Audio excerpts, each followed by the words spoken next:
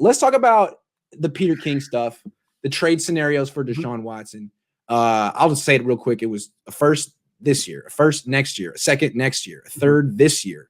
McGlinchey, Jimmy Garoppolo, and Fred Warner for Deshaun Watson. What did you think of that proposed deal? 7-for-1 deal. No, it's a no-go. Anytime you include a deal, and you just echoed it earlier, so I'm going to piggyback on what you just said, Grant. Anytime Fred Warner, George Kittle, or Nick Bosa are involved, I'm hanging up the phone. I'm like, sorry, bro. The joke's on you, bro. This ain't April Fool's, bro. I'm out. I'm serious, man. And and you got to look at it from a player's perspective, right? If you get rid of any one of those foundational core players, what kind of message does that send to the rest of the locker room? The better you get, the more tradable you are. Right. And like you do it with Buckner, you do it with Warner. Now it's like telling people, really, if you want to stay on the Niners, your best bet is to underperform until your contract year.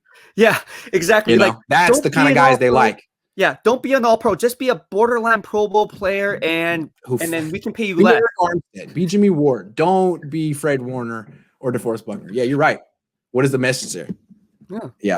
The reason I'm not into it is, I mean, if I were to trade Warner, Kittle, or Bosa, I would turn them into. I wouldn't go 1-for-1.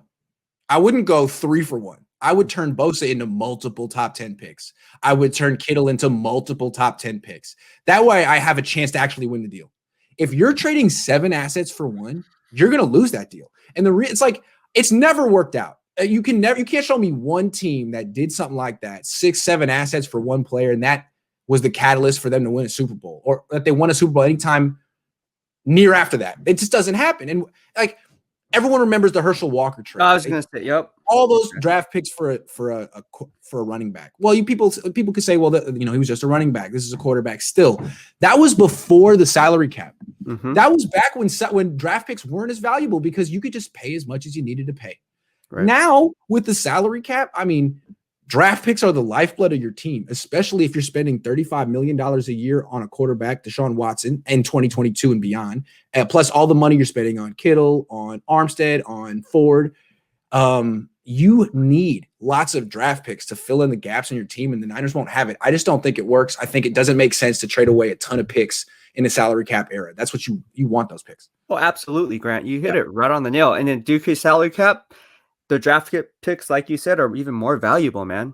It's like you leverage the cap that way. That's how you manipulate the cap. Yeah. So, I mean, I've been talking about this on my channel with callers and stuff, but it's like, yeah, Watson's great, but he just went 4-12. So clearly he needs some type of support structure, and to just trade it away to get him is like, well, why are you so confident that's the way to go? Right. Where's the evidence that that's the way to go? This guy he couldn't win a Super Bowl making $4 or $5 million a year on Houston with J.J. Watt and DeAndre Hopkins, and now you're going to gut your team to bring him on and make him do something he hasn't done yet. Yeah. So I didn't like that. I was thinking, first of all, McGlinchey has no trade value. Put in Javon Kinlaw instead, but 7 assets for one. Grant. Does McGlinchey have trade value? Does he have trade value? I don't know.